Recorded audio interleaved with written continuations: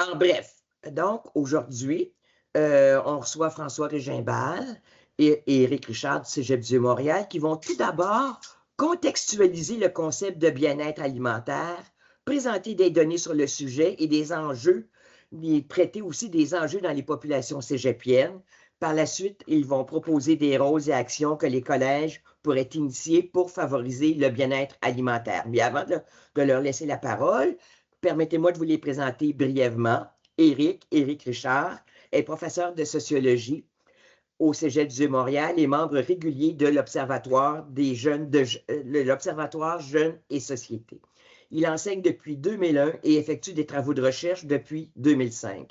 Ses intérêts d'études se concentrent sur les jeunes dans la question de la mobilité, de la formation et des conditions de vie. Ses travaux portent particulièrement sur la mobilité intraprovinciale des cégepiennes et cégepiens, sur la population étudiante, adulte, ainsi que sur les questions de la réussite et du bien-être alimentaire des populations étudiantes. François Régimbal, il est professeur de sociologie au Cégep du Vieux-Montréal, où il assure la présidence du comité d'éthique et de recherche. Titulaire d'un doctorat en sociologie qu'il a obtenu en 2022, son sujet est le bien-être alimentaire. Il occupe également le poste de chercheur collégial et est membre régulier du Centre de recherche de Montréal sur les inégalités sociales, les discriminations et les pratiques alternatives de citoyenneté, et cela depuis 2013. Il assume la co-responsabilité du champ territoire et systèmes alimentaires. L'originalité de ses recherches repose sur l'importance qu'il accorde à la parole des personnes qui subissent les effets de certaines inégalités sociales. D'ailleurs, si ça vous intéresse, il y a eu à l'émission L'épicerie, c'était la semaine passée, si ma mémoire est bonne, un article qui portait sur la recherche d'Éric et de François, sur leur constat, et je vous fournirai le lien pour visionner le reportage à l'émission L'épicerie de la semaine passée. Mais maintenant, je vous souhaite un bon webinaire. Mesdames, Messieurs, je cède la parole à nos deux conférenciers. Amusez-vous bien. Bonjour tout le monde. Merci de prendre un peu de votre dîner pour réfléchir avec nous sur le bien-être, mal-être alimentaire. Juste avant de poursuivre, juste quand même souligner que ce travail-là a été également fait en collaboration avec Aude Fournier, qui est professeur au Cégep de Victoriaville, et également avec deux étudiants et étudiantes, donc Gabriel Roy, qui est diplômé maintenant du Cégep du Montréal, qui est rendu étudiant à l'UQAM. Et il a participé notamment en collaborant à la publication d'un article qui s'intitule « Le partage de nourriture comme langage d'affection » dans la revue du Crémis. Et également avec Élodie Rouillard-Gagnon, qui est aussi une ancienne étudiante du Cégep du Montréal, mais qui est maintenant étudiante à l'UDM, et qui a été l'autrice principale de l'article « Parlons un peu d'alimentation » dans la revue Pédagogie collégiale. Donc, avant d'aller plus loin, on tient à remercier la QPC pour cette opportunité de parler de nos travaux de recherche, particulièrement Nicole là, qui fait l'animation également. Donc, Éric, je te laisse la parole.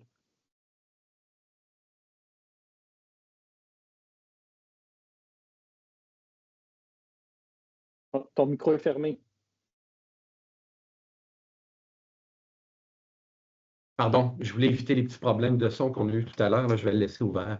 Donc, Nicole, tout à l'heure, a déjà présenté là, des éléments du plan de la présentation. Donc, on ne passera pas beaucoup de temps là-dessus, mais d'abord, François va faire une mise en contexte générale, un petit peu de l'origine du cadre du bien-être alimentaire, donc qui nous a inspirés dans nos travaux.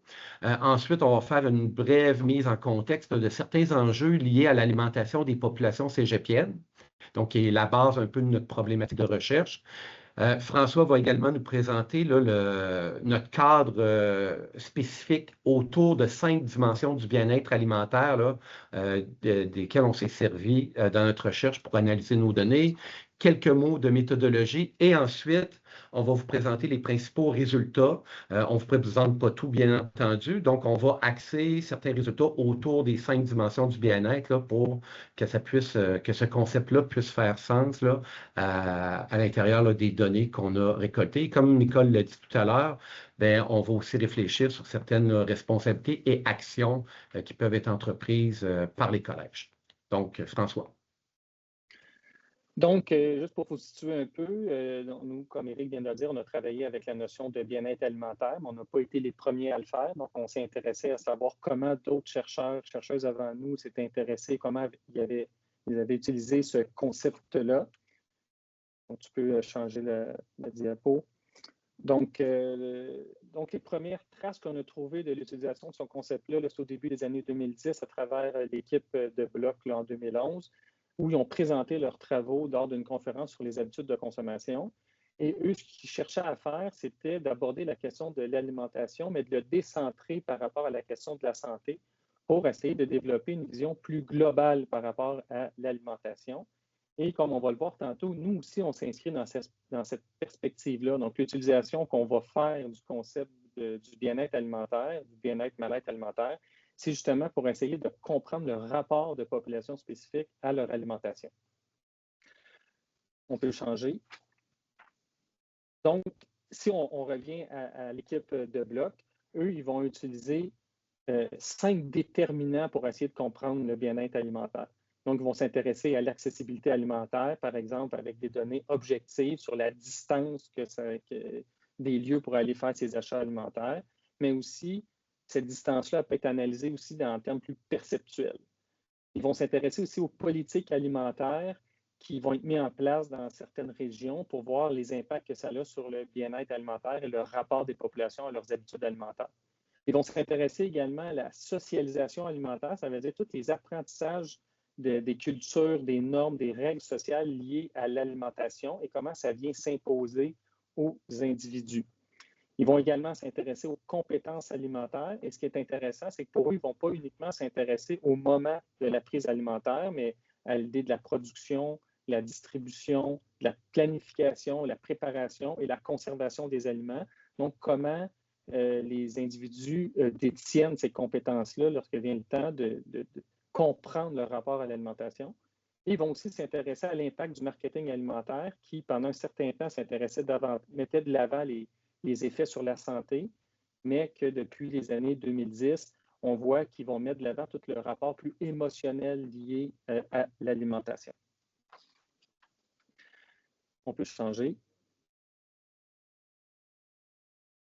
Donc, quand on regarde les différentes approches définitionnelles sur le bien-être dans la littérature, on peut dégager comme 2 grandes approches différentes. Une approche qui est plus holistique, comme on vient de le voir avec les travaux, comme l'équipe de Bloc ils font. C'est-à-dire qu'eux vont s'intéresser aux relations ou à la relation que les personnes vont développer, de relations globales à l'alimentation en termes psychologiques, physiologiques, émotionnels, ça, tant au niveau individuel que collectif. Et il y a d'autres travaux qui vont s'intéresser à ce qu'on appelle ici l'approche événementielle, c'est-à-dire le moment où les personnes vont prendre les repas, vont consommer les aliments.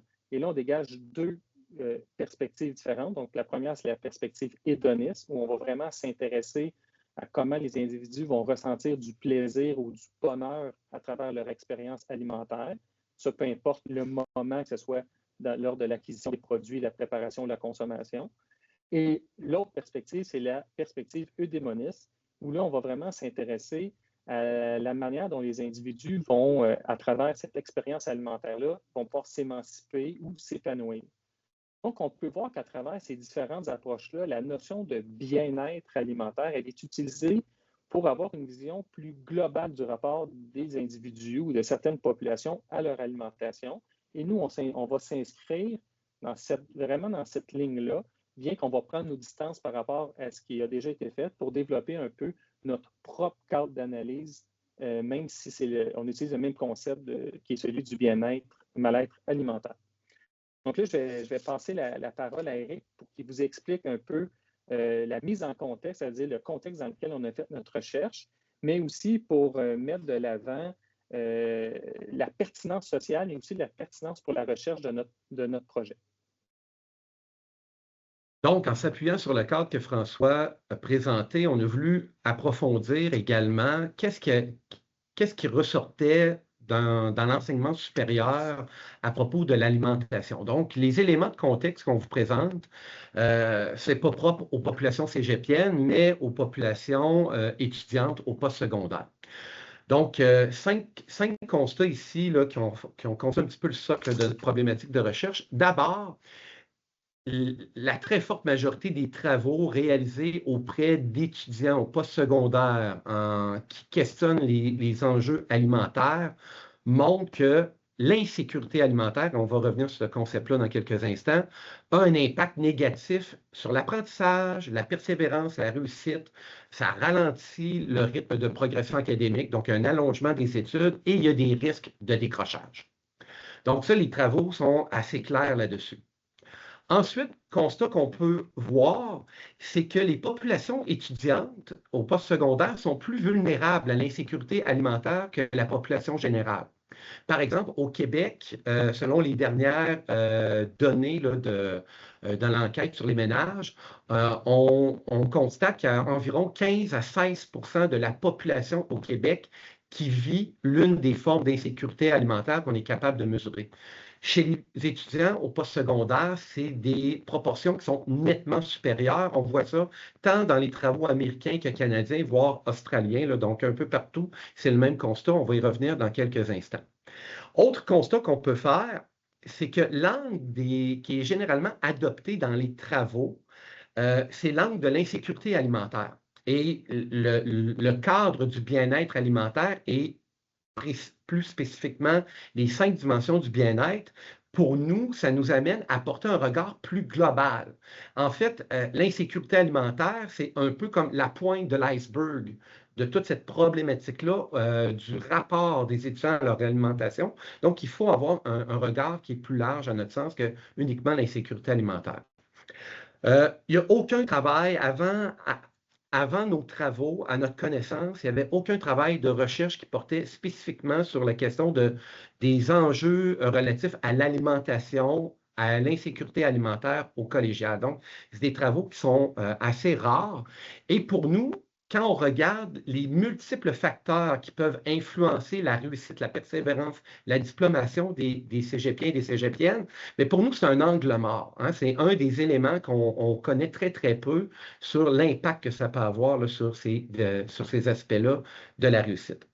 Et bien entendu, globalement, autour de ça, ben, il faut avoir tout le contexte du collégial qui est particulier au Québec. C'est une période de transition qui est importante. Hein, donc, on le sait, le fameux passage du secondaire au collégial, c'est une période de vie qui est très particulière. C'est bien documenté dans tous les travaux de recherche. Et ce qui est intéressant sur le plan de l'alimentation et de l'insécurité alimentaire, c'est qu'il y a des travaux américains qui montrent que les étudiants qui vivent de l'insécurité alimentaire et des problèmes relatifs à leur alimentation dans leur passage au postsecondaire, ils ont une plus grande prévalence dans leur vie adulte à continuer à avoir ces problèmes-là, peu importe leur situation avant leur passage au postsecondaire. Donc, il y a une responsabilité institutionnelle collective à travailler sur ces questions-là pour outiller le mieux possible les populations étudiantes là, par rapport à ces enjeux. Donc, je repasse la parole à François pour le nouveau regard qu'on développe autour du bien-être alimentaire. Donc, exactement. Donc, comme vient de le mentionner Éric, nous, ce qu'on a cherché à faire, c'est vraiment développer un nouveau regard sur les enjeux liés à l'alimentation.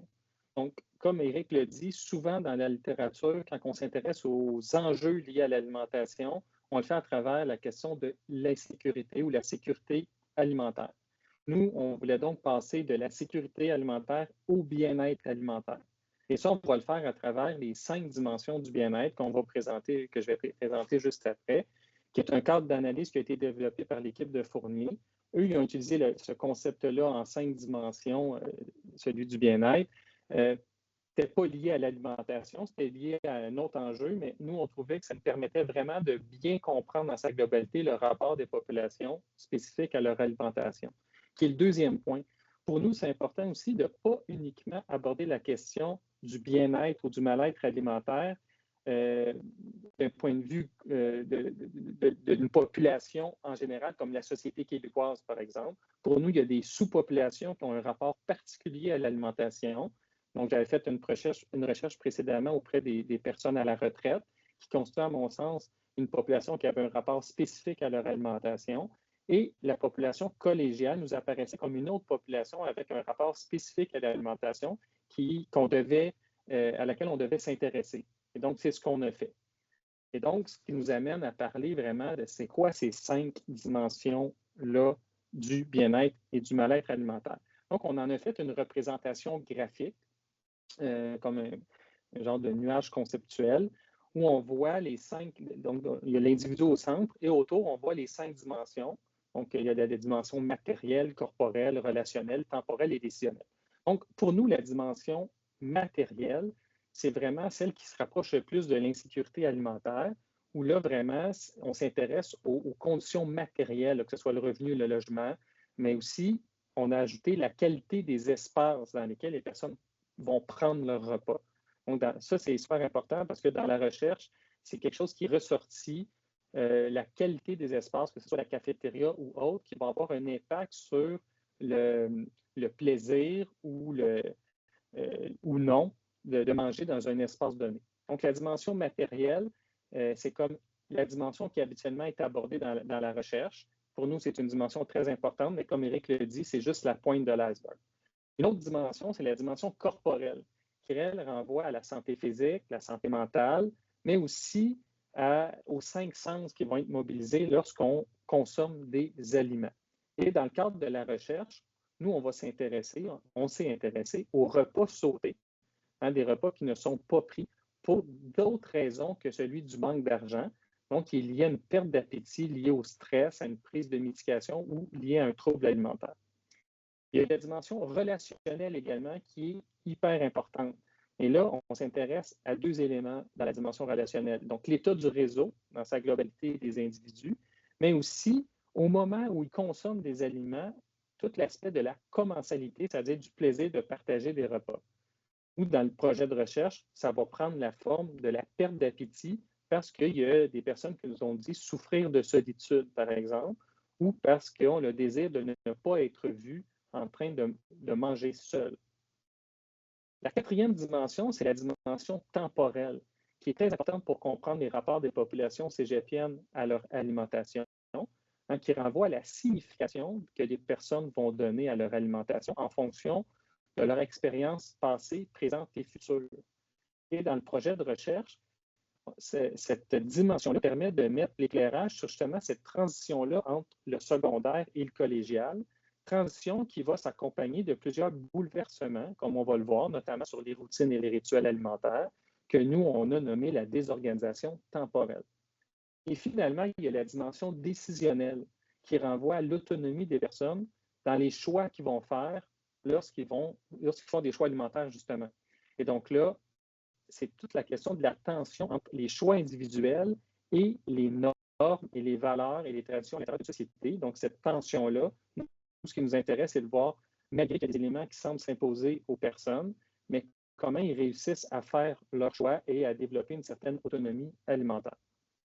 Donc, ça fait le tour des 5 dimensions du bien-être à travers lesquelles on a essayé de comprendre le rapport dans leur globalité de la population cégepienne à leur alimentation. Est-ce qu'il y aurait des questions jusqu'à maintenant? Non, pour le moment, il n'y a pas de questions, mais moi, j'en aurais une. Les jeunes, justement, dont on parle là, au collégial, à l'universitaire, est-ce que, vous en avez glissé un petit mot, mais est-ce que déjà ils vivaient des problèmes d'accès de bien-être alimentaire avant d'arriver au cégep? Est-ce qu'on le sait, ça? Est-ce que c'est une population qui se suit? Malheureusement, on n'a pas documenté ce qui était antérieur à l'expérience collégiale dans notre recherche.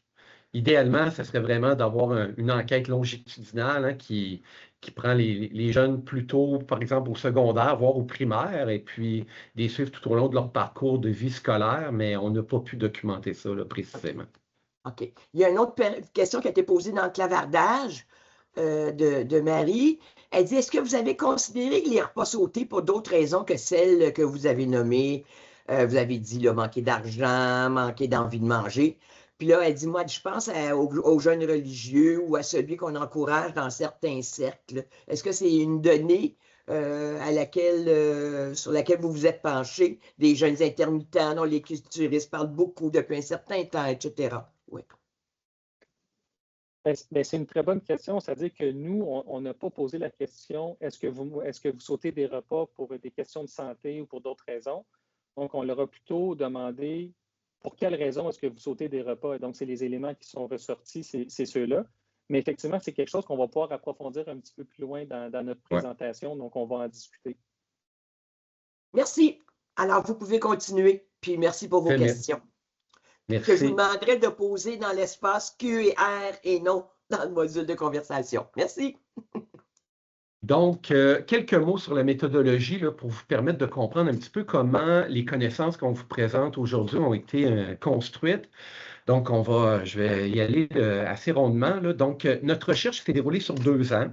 Elle comptait 3 collectes de données distinctes, qualitatives et quantitatives. Donc, pour le volet qualitatif, ça s'est déroulé dans 3 collèges, dont vous voyez Vieux-Montréal, Victoriaville et Matane, où le recrutement s'est fait dans un premier temps pour demander à des étudiantes et étudiants de remplir un journal de bord pendant 1 semaine de temps. Donc, on a recruté les gens, on leur a demandé de remplir là, ce journal de bord-là 3 fois par jour pendant 1 semaine. Donc, comment on a procédé, c'est qu'à chaque matin, on envoyait un texto aux personnes avec leur journal de bord quotidien où on leur demandait, par exemple, pour la période du déjeuner le matin, est-ce que vous avez mangé? Si la réponse était non, ça mettait terme là, un petit peu à cette prise alimentaire-là. Et si la personne répondait oui, bien là, on lui demandait, bon, est-ce que tu as mangé seul ou tu as mangé accompagné? Où as-tu mangé? Qu'est-ce que tu as mangé? Les personnes pouvaient même joindre une photo là, de leur repas, de leur prise alimentaire.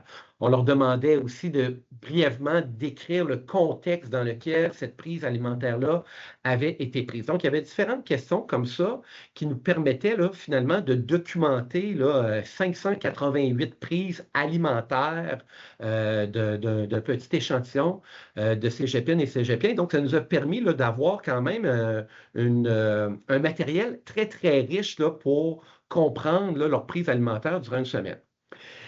L'originalité de notre démarche, c'est que le journal de bord servait aussi de déclencheur pour mener des entretiens semi-dirigés plus approfondis avec ces personnes-là. Donc, après avoir rempli le journal de bord pendant 1 semaine, on les rencontrait lors d'un entretien. Et là, le journal de bord servait à discuter des dimensions du bien-être. Donc, on couvrait ces dimensions du bien-être à travers leur expérience hebdomadaire de prise alimentaire qu'ils avaient décrite dans le journal de bord. Donc, ça permettait là, des fois, on ne se rappelle pas nécessairement qu'est-ce qu'on a mangé il y a 6 jours, mais là, le journal de bord permettait de réactiver ces situations-là, les prises alimentaires, etc., les repas sautés. Donc, qu'est-ce qui était arrivé dans certains contextes. Aussi, dans les entretiens, on documentait des éléments sur le rapport aux études, sur l'expérience collégiale. Ensuite de ça, on a extensionné une 2e collecte de données là, dans 6 collèges. Donc, se sont ajoutés au Vieux-Montréal, Victoriaville et Matane, Garneau, Limoilou et Abitibi-Témiscamingue, où un questionnaire là, plus détaillé est administré. Il y a 2127 cégepiennes et cégepiens qui ont répondu, où là, on documentait de manière plus détaillée les dimensions du bien-être. On prenait une mesure de l'insécurité alimentaire avec l'outil de Statistique Canada. On documentait les prises alimentaires de la journée précédente. Donc, c'était un mini-journal de bord, mais juste pour la journée précédente. On prenait des mesures, par exemple, de la satisfaction des études, sur le sentiment d'auto-efficacité dans les études. On documentait des éléments là, de la vie, le travail rémunéré, le temps consacré aux études, etc. Donc, c'est un questionnaire là, qui couvrait assez large pour nous permettre de mettre en relation certains éléments avec les dimensions du bien-être. Nicole, est-ce qu'il y a des questions sur la métaux? Ça m'étonnerait. Pardon, il n'y a pas de question sur la métaux, mais il reste qu'il y a une question qui avait été posée tantôt et que j'ai omise. Alors, toutes mes excuses à Evelyne.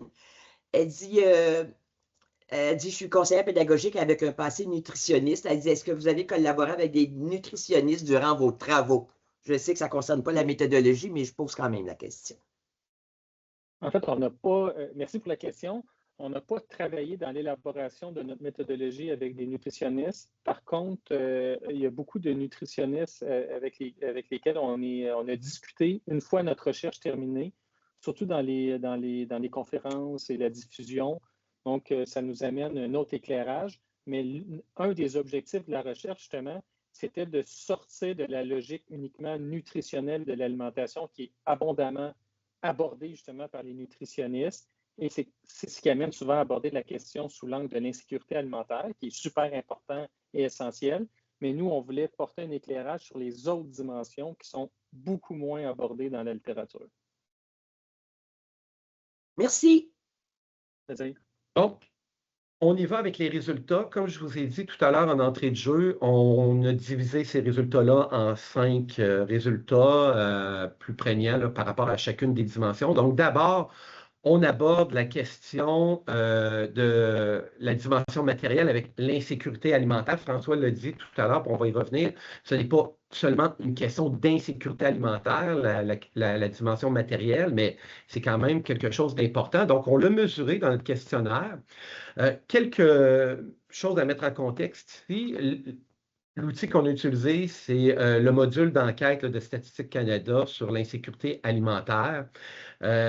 C'est un outil qui permet de traduire l'accès qui est peut-être plus difficile pour certaines populations à des éléments de bonne qualité ou en quantité suffisante, mais en mettant toujours en contexte le fait des ressources économiques, monétaires pour se nourrir et prendre ses repas.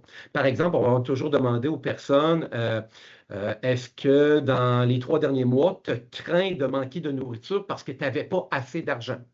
Ou alors, est-ce qu'il t'est arrivé dans les derniers mois de sauter des repas parce que tu n'avais pas assez d'argent pour te procurer de la nourriture, etc. Donc, c'est toujours en lien avec le manque d'argent. Et cet outil-là permet de classer les gens en 4 catégories. D'abord, les gens qui sont en sécurité alimentaire, donc qui n'ont pas d'enjeu d'accès sur le plan monétaire à de la nourriture, et les personnes qui sont en insécurité alimentaire selon une typologie à 3 niveaux, les gens qui sont en insécurité alimentaire marginale. Donc là, ça traduit davantage plutôt une crainte par rapport au fait de manquer d'argent pour se procurer de la nourriture. Il y a l'insécurité alimentaire modérée, qui là, on est plus dans des enjeux. Je vais réduire mes portions parce que je n'ai pas assez d'argent. Il va m'arriver des fois de sauter un repas parce que je n'ai pas d'argent pour me payer quelque chose. Et il y a l'insécurité alimentaire grave où là, on est vraiment dans une logique où on saute régulièrement des repas, voire on peut passer des journées entières sans manger parce qu'on manque d'argent. Donc, on a pris ces mesures-là auprès des cégepiens. Et les résultats qui vous sont présentés là révèlent un petit peu ce qu'on a constaté. Donc, on voit là, sur la pointe de tarte à votre gauche qu'il y a 44% des étudiants des 6 collèges qui vivent l'une des 3 formes d'insécurité alimentaire. Donc, vous vous rappelez tout à l'heure, je vous disais, dans la population générale, c'est environ 15 à 16%. Donc, on est dans des taux à peu près 3 fois plus élevés. Et ça, c'est comparable aux résultats qu'on trouve ailleurs au Canada et aux États-Unis. Donc, les cégepiens ne font pas exception. Donc, c'est une population qui est très vulnérable par rapport à l'insécurité alimentaire. Et là, on voit comment ça se décline, l'insécurité alimentaire marginale, modérée ou grave. Donc, vous voyez, les distributions sont à peu près équivalentes. Ce n'est pas seulement une insécurité alimentaire marginale, mais quand même des proportions importantes qui vivent de l'insécurité alimentaire modérée ou grave. Ce qui est à noter aussi, c'est que dans nos 6 collèges, ça varie grandement. Donc, le collège où il y a le moins d'insécurité alimentaire, c'était 34%. Donc, c'est celui où il y en a le moins, mais c'est quand même des taux qui sont 2 fois plus élevés que dans la population générale. C'est un étudiant sur 3 dans ce collège-là. Et dans le collège où il y en avait le plus, on montait à 59%. Donc là, on est 4 fois le taux de la population générale. Donc, vraiment une population très vulnérable. Et ce qu'on a pu documenter dans notre travail, c'est qu'il y a des profils d'étudiants qui sont peut-être plus à risque de vivre de l'insécurité alimentaire. Donc, vous les avez listés à droite, là, les personnes qui s'identifient comme non-binaires ou trans, les étudiants plus âgés, ceux qui ont des enfants à charge, etc., internationaux, première génération. Donc, quand on les compare à leurs pairs, par exemple, les étudiants de 24 ans et plus, les étudiants plus âgés, bien, ils sont proportionnellement plus nombreux à vivre de l'insécurité alimentaire que les plus jeunes. Ce qui est intéressant, il y a une autre analyse qu'on a faite, qu'on n'a pas encore publiée, ça devrait venir, c'est quand on compare ces profils-là, c'est qu'il y a des étudiants qui se démarquent encore plus de vivre de l'insécurité alimentaire, et ce sont dans l'ordre les personnes qui s'identifient comme non-binaires ou trans, les étudiants qui sont plus âgés et ceux qui n'habitent pas avec leurs parents, donc dans cette dernière catégorie, c'est un petit peu plus normal. Donc, à l'intérieur aussi des populations cégepiennes, là, il y a des distinctions à faire. Et ce qu'on a vu aussi dans nos résultats, c'est que ces étudiants-là sont plus ils vont exprimer des sentiments d'auto-efficacité dans les études qui sont plus faibles que ceux qui sont en sécurité alimentaire. Ils vont manifester moins de satisfaction à l'égard de leur projet d'études par rapport à ceux qui sont en sécurité alimentaire. Ils vont dire vivre plus de stress par rapport à leur étude. Ils vont dire qu'ils sont moins capables de se concentrer dans leur travail scolaire. Et chose qu'on ne s'attendait pas, mais ils vont aussi exprimer qu'ils sont moins confiants de terminer leur parcours d'études collégiales. Donc, ça rejoint l'ensemble des résultats qu'on a pu voir là, dans notre problématique à l'étude. Je repasse la parole à François qui va vous entretenir des dimensions temporelles, relationnelles et corporelles. J'ai manqué un peu d'un petit bout de ta présentation, Éric, parce que ma connexion est complètement lâchée, donc je viens de me reconnecter. OK. Sur la dimension au pire, temporelle, allez, tu peux traverser l'autre côté. Oui, c'est ça. Donc, sur la dimension temporelle, c'est une dimension très importante pour comprendre le rapport des populations ici cégepiennes à leur alimentation. Parce que, comme je l'ai dit tantôt, on a constaté dans cette recherche-ci, mais dans d'autres recherches également précédemment, que notre rapport à l'alimentation a tendance à se développer, à se construire autour de routines ou de rituels alimentaires. Donc, sans rentrer dans les détails, on fait quand même une distinction entre les routines qui seraient une simple répétition, alors que les rituels auraient un sens important pour les personnes. Mais ce qui est important de noter, c'est que pour la population cégepienne, la transition entre le secondaire et le cégep amène ce que nous, on a appelé une désorganisation temporelle.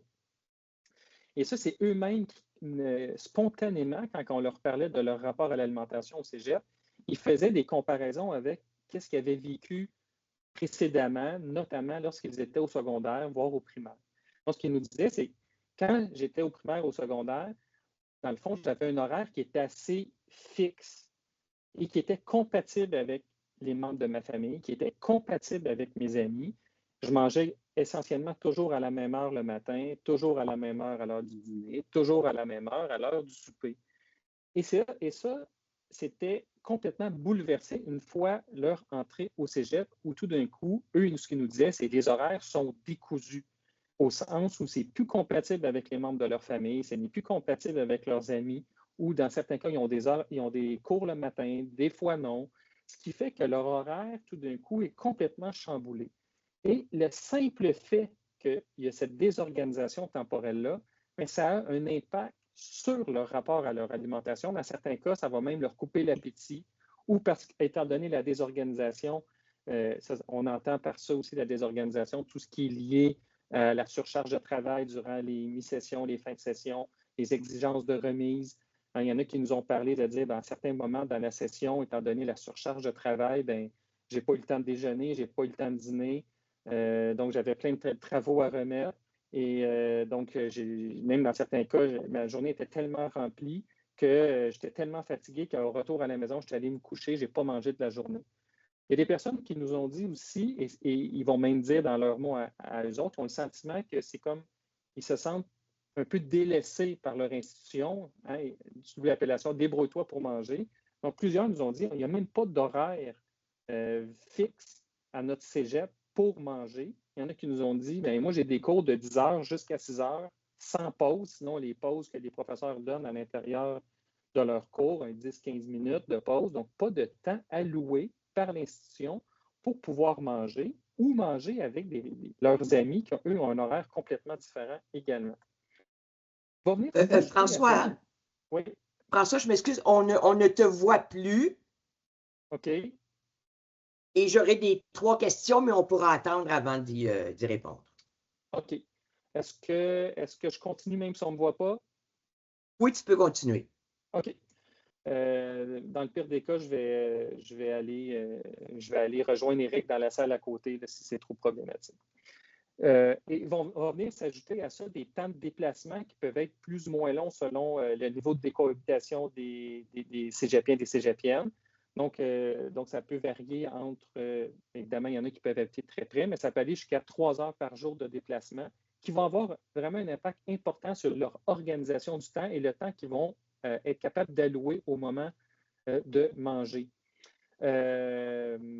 Évidemment, bon, la charge scolaire va être très importante aussi, ou en certains cas, la charge de travail est tellement importante qu'ils vont nous dire complètement oublier de manger. Ils sont tellement concentrés à faire leurs travaux que ça fait 5 heures que je travaille, finalement, je n'ai pas déjeuné, je n'ai pas dîné. Et donc là, ça va faire en sorte qu'ils vont sauter des repas à cause de cette désorganisation temporelle-là. Une autre dimension très importante, c'est la dimension relationnelle. Éric parlait tantôt qu'on a utilisé différents outils méthodologiques, notamment le journal de bord, le questionnaire. Donc, quand on regarde ces deux outils-là, on constate que grosso modo, c'est une personne sur deux qui mange en solo. Au début, ça nous a vraiment frappé, ce constat-là. On ne s'attendait pas à ça. Finalement, plus on y pense, peut-être que c'est peut-être pas si anormal que ça, qu'il y ait quand même beaucoup de repas qui sont pris en solo, bien que ça soit quand même beaucoup. Ce qui nous a particulièrement frappé dans le fait de manger en solo, c'est lors du dîner pris au collège. On s'attendait à ce que ce moment-là soit un moment de commensalité où on partage avec les amis, ses amis de classe, un moment pour se reposer tout en mangeant. On a réalisé qu'il y a quand même 38,6 % selon les données du questionnaire des personnes qui mangent en solo au cégep lors du dîner. Ça nous a un peu surpris quand même. Quand on mange avec d'autres personnes, mais essentiellement, on le fait avec des membres de sa famille, avec des amis, conjoints. Donc ça, ce n'est pas très surprenant. Et il y a quand même certaines personnes qui nous ont dit dans certains cégeps pour essayer de contrer cet isolement-là, organiser des repas collectifs. Au début, ça se voulait quelque chose qui était plutôt ponctuel une fois. Et finalement, ils ont tellement aimé ça qu'à un moment donné, c'est devenu une habitude quotidienne d'organiser des repas collectifs. Ça permettait de briser l'isolement. Et même dans certains cas, ça venait jouer sur la dimension plus économique. Donc, il y avait le fait de mettre en commun, en fait, les aliments. Il y en a qui disaient, la personne, elle va faire la vaisselle, elle va partir à préparer le repas sans nécessairement qu'elle ait besoin de payer. Donc, il y avait cette volonté-là chez certains groupes d'étudiants de partager et d'essayer de réduire un peu les inégalités économiques en partageant et en organisant des repas collectifs. Toujours sur la dimension, maintenant sur la dimension corporelle dont on a abordé tantôt, selon nos 3 données de recherche, ce que montre le journal de bord, c'est que 21 % des repas étaient sautés. Quand on regarde le questionnaire, comme Éric l'a mentionné tantôt, on a fait comme un mini journal de bord sur la journée qui a précédé la complétion du questionnaire. Et là, c'est 39 % des répondants, des répondantes qui nous ont dit prendre 2 prises alimentaires ou moins. Là, on ne parlait pas de repas, mais plus de prises alimentaires. Et on leur a demandé aussi, comme le MESAM le fait, puisqu'on voulait mesurer l'insécurité alimentaire, dans les 3 derniers mois, est-ce que vous avez sauté des repas? Et là, il y a 35,5 % des répondants, des répondantes qui nous ont dit moi, je n'ai jamais sauté de repas dans les 3 derniers mois. Par contre, là, ce qui est intéressant pour nous, c'est ceux qui ont sauté des repas, on leur a demandé pourquoi vous avez sauté des repas. Et donc là, dans ce contexte-là, c'est 8,4 % qui nous ont dit qu'ils ont sauté des repas uniquement par manque d'argent. Ça, c'est intéressant parce que c'est quand même pas marginal, mais quand même une faible proportion de personnes qui nous disent qu'ils sautent des repas uniquement par manque d'argent, qui renvoie vraiment à la définition d'insécurité alimentaire. Il y a 12,9 % qui nous disent c'est par manque d'argent, mais aussi pour d'autres raisons. Ah, intéressant ça pour comprendre l'importance des dimensions du bien-être, les 5 dimensions du bien-être. Et 43,2 % nous disent que c'est pour d'autres raisons que le manque d'argent. Ça, pour nous, c'est super important, ce constat-là, parce que ça permet de voir que pour une partie importante des étudiants, des étudiantes qui sautent des repas, c'est pour d'autres raisons qu'un accès à l'argent par manque d'argent. Eux, ils nous parlent de quoi? On l'a mentionné tantôt, pour des motifs temporels, manque de temps, surcharge de travail, temps de déplacement très long, mais aussi pour des raisons corporelles, donc des raisons de santé. Il y en a plusieurs qui nous ont dit, par exemple, à avoir un TDAH qui les amène à consommer une médication qui leur coupe l'appétit dans plusieurs cas, donc ce qui va faire en sorte qu'ils vont sauter des repas. Et aussi, comme on l'a dit, la dimension relationnelle. Donc, il y a des personnes qui nous ont dit, puisqu'ils vivaient de la solitude, qui n'avaient pas réussi à se recréer un réseau social lors de leurs études collégiales, pouvaient même tomber dans une forme de dépression qui va avoir pour effet de leur couper l'appétit ou de leur enlever le goût, la motivation de préparer des repas qui, en bout de ligne, va faire en sorte qu'ils ne vont pas manger. Et il y a aussi des personnes qui nous ont dit ne pas vouloir manger au cégep, par exemple, pour ne pas être vus en train de manger seul. Ça, il y a quelques personnes qui nous ont dit ça. Ça nous a frappé. Donc, une personne, par exemple, qui nous dit que ses parents lui préparent sa boîte à lunch le matin, part au cégep, quand il vient l'heure du dîner, se retrouve seul et préfère ne pas manger plutôt que d'être vu en train de manger seul. Et dans ses mots à lui, donc, n'a pas le goût d'être le loser du cégep, donc préfère ne pas manger dans ce contexte-là. Peut-être juste fait intéressant aussi à mentionner, en tout cas, une perspective qu'on a prise, on a pris la décision de ne pas questionner directement les populations étudiantes sur les troubles alimentaires parce qu'on avait la crainte de se faire avaler tout rond par cet enjeu-là. Mais malgré le fait qu'on n'a pas questionné les populations cégepiennes sur cet enjeu-là, il y en a plusieurs qui l'ont mentionné dans le questionnaire sur des questions ouvertes, que c'était un enjeu important, et dans les entrevues également. Donc, c'est quelque chose qui est quand même ressorti dans la dimension corporelle, les troubles alimentaires, comme un enjeu quand même assez important. Et finalement, on va pouvoir parler de la dimension décisionnelle. Et donc, je vais laisser Éric vous entretenir de cette dimension-là. Parfait. On a divisé ces résultats-là. Je vais les afficher complets parce que je veux ajouter quelque chose aussi qui n'est pas sur la diapo par rapport à ça. Donc, la dimension décisionnelle, vous vous rappelez, donc c'est la question de l'autonomie de la personne dans ses choix alimentaires. Donc, dans notre questionnaire, là, on a décidé de faire ressortir là, quelques éléments ici que nous trouvions peut-être un peu plus intéressants. Il y a toute la question de la livraison des repas. Hein? Donc, on se fait les Uber Eats de ce monde, les DoorDash, etc., nous livrent des repas. Et on a questionné les étudiants à savoir est-ce qu'ils se faisaient livrer des repas. Donc, on les a situés par rapport à la semaine précédente dans le questionnaire. Est-ce que c'était fait livrer des repas? C'est le 3/4 de l'échantillon qui a déclaré n'avoir jamais fait livrer de repas dans la semaine précédente. 20% une fois et 6%, 5-6%, 2 fois et plus. Donc, c'est quand même un service qui est largement utilisé. Ce qui est intéressant, c'est de voir que les personnes qui sont en contexte résidentiel sans leurs parents, qui vivent plus d'insécurité alimentaire, vous vous rappelez tout à l'heure, sont proportionnellement plus nombreuses à se faire livrer des repas. Donc, peut-être ils vivent un enjeu matériel par rapport à leur sécurité alimentaire, mais ils se font davantage livrer de repas.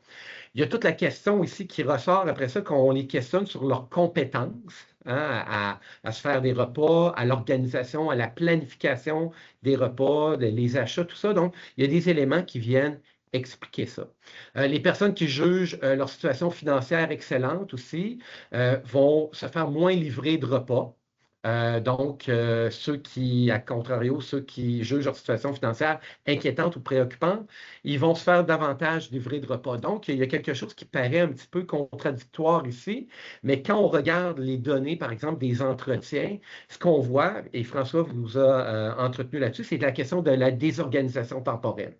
Donc, qui vient pallier. Donc, j'ai pas le temps, je me fais livrer des trucs, etc. Donc, il y a cet élément-là qu'il faut avoir en tête quand on regarde cette dimension décisionnelle-là. Ensuite, les deux autres résultats, c'est par rapport un petit peu à la responsabilité institutionnelle par rapport à la dimension décisionnelle. Donc, l'offre alimentaire au cégep. Donc, on a questionné les étudiants à savoir si ce qui leur était offert au cégep comme offre alimentaire, est-ce que ça répondait à leur goût? Est-ce qu'ils considéraient ça de qualité? Est-ce qu'ils considéraient ça abordable? Donc, vous voyez les chiffres là. Donc, ils parlent d'eux-mêmes. Donc, plus de la moitié de l'échantillon sont insatisfaits par rapport à cette question-là. Donc, la question notamment de l'abordabilité. Les connaissances des services alimentaires aussi. Donc, on leur demandait si vous aviez des difficultés à vous procurer des aliments, est-ce que vous sauriez vers quel service vous dirigez? 70% ont répondu non. Donc, il y a toute cette question-là hein, de faire connaître les services. C'est souvent quand les étudiants ont besoin du service que là, ils vont prêter l'oreille. On le sait, on donne beaucoup d'informations, mais il faut répéter souvent ces éléments-là pour que l'information se rende comme il faut.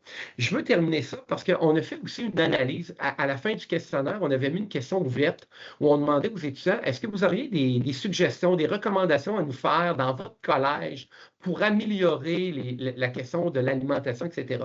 Et Élodie Rouillard-Gagnon, notre étudiante qui a travaillé avec nous, elle a fait une analyse de ça.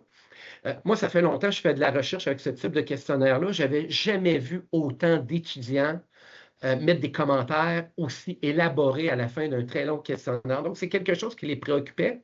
Et Élodie a fait une analyse de tout ça. Et rapidement, je vous dis qu'est-ce qui ressort de manière le plus importante. Et vous allez voir, c'est vraiment tout autour de la question de l'autonomie et leur capacité de décision par rapport à leur alimentation. Première chose qu'ils nous disent, baisser les prix à la cafétéria. Je veux être capable de faire des choix, je vais être capable de me payer mes trucs, mais les prix sont trop élevés pour ce qu'on peut avoir. Parallèlement à ça, la suggestion qu'ils font dans une proportion qui est très peu importante par rapport souvent aux interventions qu'on a, c'est la question de recevoir de la nourriture gratuite, la charité. Donc, ils n'en veulent pas. Ils veulent prendre en charge leur alimentation, mais dans un contexte où l'accessibilité financière est cohérente par rapport à leurs moyens. Ils veulent une meilleure offre alimentaire au cégep qui correspond davantage à leur goût. Ils veulent du temps pour manger. C'est quelque chose qui est ressorti spontanément. Donc, toute la question autour de la désorganisation temporelle, elle est là. Toute la question des installations alimentaires aussi est ressortie de manière importante. Et la question aussi d'avoir de la formation, de l'information en matière d'alimentation est quelque chose qui est ressorti. Il y a François qui est venu me rejoindre probablement à cause de ses problèmes informatiques et on va passer à la conclusion. Oui, et il y a des questions. Oui. Il y a pas mal de questions. Oui, ben, on peut passer aux questions, oui. Oui, c'est comme vous voulez. Parce que Oui, c'est on peut y aller, très oui. intéressant. Permettez-moi de vous remercier tout de suite pour la qualité de votre présentation. Vous nous avez fait découvrir un phénomène avec lequel moi, je l'avoue, j'étais peu familière. Alors, j'apprécie énormément de cette présentation-là. Alors, les questions qui ont été posées, voici. Alors, je vais y aller par la plus ancienne. Est-ce que vous avez considéré les étudiants autochtones dans vos recherches? Malheureusement pas, parce que d'abord, dans le recrutement qualitatif, il n'y a aucune personne autochtone qui s'est présentée à nous d'une part.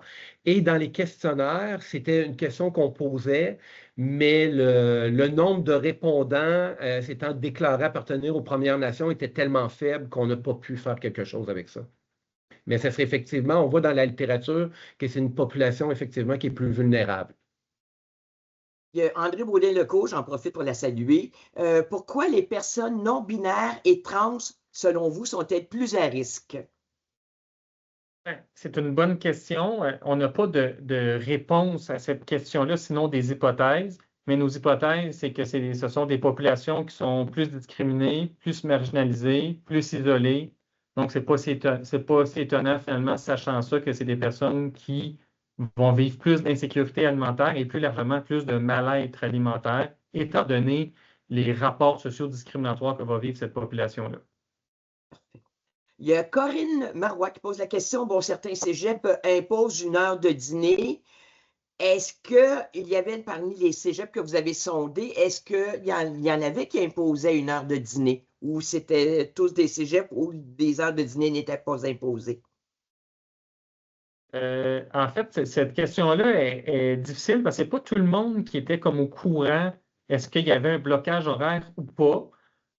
Souvent, même les enseignants et les enseignantes dans certains cégeps qu'on est allés, ils étaient persuadés qu'il y avait un blocage horaire pour les étudiants. Et finalement, c'est à travers les communications et qu'ils prenaient conscience pour la première fois que, ah oui, les étudiants de notre cégep n'ont pas de blocage horaire. Donc, souvent, il y a comme une méconnaissance du corps professoral des horaires des étudiants et des étudiantes, et c'est vraiment cette population-là qui est le mieux à même de nous dire qu'est-ce qu'il y en est par rapport à l'horaire du dîner. Mais il y a des cégeps que ce n'est pas sorti comme un élément important, alors que dans d'autres, ça sortait comme un élément très important qui est ressorti dans plusieurs entrevues comme étant un problème. D'accord, merci. Il y a d'autres questions. Est-ce que vous êtes prêts à les entendre? Oui, est-ce qu'on pourrait peut-être juste revenir, faire une mini-conclusion et on pourrait Oui, reprendre une d'autres mini, questions? parfait. OK, parfait. Vas-y. Oui, en fait, ça sur quoi que je voulais peut-être mettre l'accent dans la conclusion, ça peut peut-être alimenter les réflexions, c'est que notre recherche sur le bien-être et le mal-être alimentaire suggère que la lunette de l'insécurité alimentaire, ça amène une réduction identitaire. Ça veut dire qu'on finit, comme Éric nous le dit, à voir les populations uniquement comme des bouches à nourrir. Et ça fait en sorte que la réponse qu'on va donner à ce problème-là, c'est celui de la charité. Donc, le don de nourriture, donc si le problème, c'est le problème d'accès, donc on va donner de la nourriture. Mais comme on le voit avec les 5 dimensions du bien-être, le problème n'est pas toujours lié, et même peut-être d'une manière plus marginale, et d'une manière plus importante, en fait, aux autres dimensions du bien-être. Et donc, il faut tenir compte de ces dimensions-là quand on veut mettre en place des services de soutien alimentaire. Et l'autre élément que je voulais mentionner, c'est que cet outil-là des 5 dimensions du bien-être, ça nous permet de mieux comprendre dans sa globalité le rapport des populations à leur alimentation, mais on peut s'en servir aussi comme guide pour évaluer, là, je le mets entre guillemets, les pratiques de soutien alimentaire qu'on peut mettre en place. C'est-à-dire, on peut se dire, OK, quand je mets une banque alimentaire, mais à quelle dimension du bien-être je suis en train de répondre? OK, je suis en train de répondre à la dimension matérielle, parfait, à la dimension corporelle, probablement. À la dimension relationnelle, non, c'est comme ni positif ni négatif. Mais sur la dimension décisionnelle, par exemple, ça peut même être négatif. Donc, ça permet de prendre conscience que certaines initiatives, même qui sont bien intentionnées, peuvent générer elles-mêmes du mal-être alimentaire. Et donc, c'est un outil non seulement pour comprendre, mais aussi pour mesurer ou évaluer les pratiques qu'on veut essayer de mettre en place en ce qui a trait au bien-être, mal-être alimentaire. Merci. Alors, il y a d'autres questions. Je vais en sauter une. Marie Aboumrad, je vais revenir à votre question par la suite. Il y a Alicia qui pose 2 questions, justement parlant de charité. Elle dit la suggestion de ne pas recevoir de la charité. Donc, est-ce que les étudiants ne veulent pas qu'on leur offre des paniers alimentaires gratuitement, par exemple? Elle se pose cette question-là. Ben, c'est une bonne question. C'est pas que les étudiants ne veulent pas de la charité globalement. Il y en a que oui. Ça, c'est quelque chose qui est ressorti. Il y a des étudiants, on est dans une société dans laquelle il y a une injonction à l'autonomie. Et donc là, pour plusieurs étudiants, ce qu'ils nous disaient, c'est que là, je vais vivre ma première expérience comme personne qui quitte le nid familial. Et c'est pas vrai que la première chose que je vais demander, c'est de l'aide.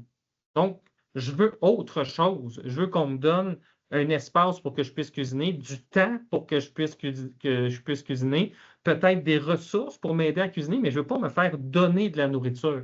Donc, il y a plusieurs personnes qui nous ont dit, je connais les ressources qu'il y a dans mon cégep en termes de dons alimentaires, mais ça ne répond pas à mon besoin. Ce n'est pas ça que je souhaite. Ce n'est pas ça que j'ai besoin. Ceci dit, ça peut répondre aux besoins de certaines personnes, les dons de nourriture. On ne dit pas qu'il faut les éliminer. Ce qu'on dit, c'est qu'il faut peut-être que ça fasse partie d'un ensemble plus complet de services ou d'actions de soutien alimentaire qu'on met en place, dans lequel le don fait partie d'un arsenal plus large dans lequel on va mettre en place dans un cégep. Alicia pose aussi la question, la dimension culturelle a-t-elle été évaluée, par exemple, certains aliments cachers ou halal offerts au cégep ou accessibles, etc.? Peut-être avec le qualitatif, tu peux y aller. Oui, oui, effectivement. Pour nous, ça fait partie des dimensions.